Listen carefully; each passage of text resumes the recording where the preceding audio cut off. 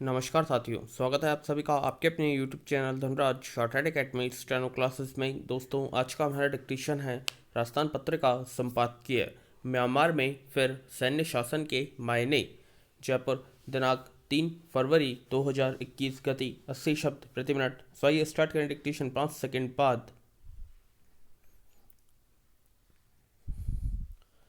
Start. संकेत तो पहले से ही मिलने शुरू हो गए थे, फिर भी सोमवार तड़के 3 बजे भारत के पड़ोसी देश म्यांमार में तीसरी बार सैनिक शासन लागू हो जाने की खबर ने चौंका दिया। विराम। नवंबर में हुए आम चुनाव में जीत हासिल करने वाली लोकप्रिय नेता आंग सान सू की और उनकी party national league of democracy NLD के अध्यक्ष विन मिंट को हिरासत में ले लिया गया। विराम। सेना शहरों में मार्च कर रही है, टेलीफोन और इंटरनेट सेवाएं बाधित हैं। विराम। समझा जा सकता है कि लोकतंत्र के अन्य समर्थकों का क्या हुआ होगा। चुनाव में NLD ने फिर अपनी लोकप्रियता साबित कर दी थी और चीन समर्थक समझे जा रहे विपक्ष को हार मिली थी। इसके बाद से ही विपक्ष चुनाव में धांधली का आरोप लगा रहा था, जिसने सेना को मौका दे दिया। विराम पैरा। हालांकि चुनाव कराने और निर्वाचित दल को सत्ता सौंपने के बावजूद म्यांमार में पूरी तरह लोकतंत्र आ गया था, ऐसा कहना उचित नहीं होगा। विराम। क्योंकि सेना का राजनीतिक दखल समाप्त नहीं हुआ था। विराम पैरा।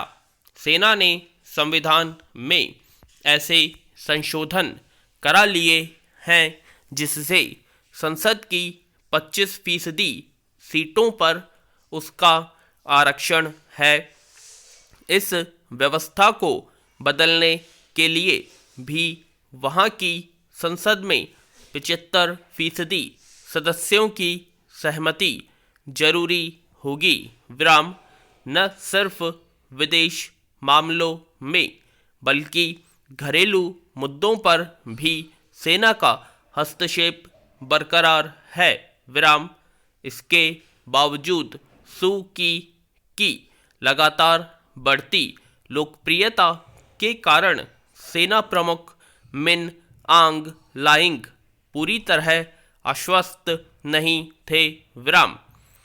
चुनाव के दौरान सेना के भ्रष्टाचार को उजागर करने का वादा करके सू की ने सीनियर जनरल लाइंग को एक तरह से चुनौती दे दी थी। विराम।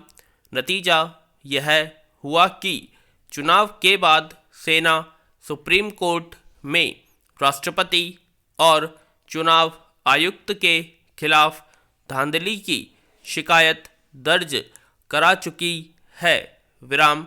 उसके बाद से ही आशंका जताई जा रही थी कि फिर सैन्य शासन शुरू हो सकता है। विराम पैरा। म्यांमार में आगे क्या होगा, यह तो आने वाला वक्त ही बताएगा। विराम।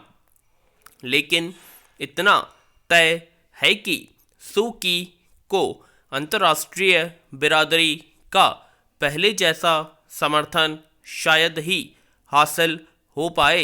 विराम। रोहिंग्या मुस्लिमों पर चीन के अत्याचार के मामले में उनका रुख चीन समर्थक माना जाता है, जिसने म्यांमार की राष्ट्रवादी बहुसंख्यक बौद्ध आबादी के बीच उनकी लोकप्रियता भले ही बढ़ा दी हो, पर अंतर्राष्ट्रीय समुदाय में उनका कद घट ही है विराम। सू की के हालिया रवैये ने भारत सहित कई मित्र देशों को उलझन में डाल रखा है विराम। हालांकि लोकतंत्र को कुचलने की किसी कार्रवाई को बेहतर तो नहीं ही माना जा सकता विराम।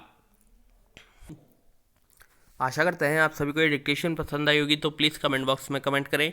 और अभी तक आपने हमारे चैनल को सब्सक्राइब नहीं किया, सब्सक्राइब करें और वीडियो को ज़्यादा से ज़्यादा लाइक और शेयर करें। धन्यवाद।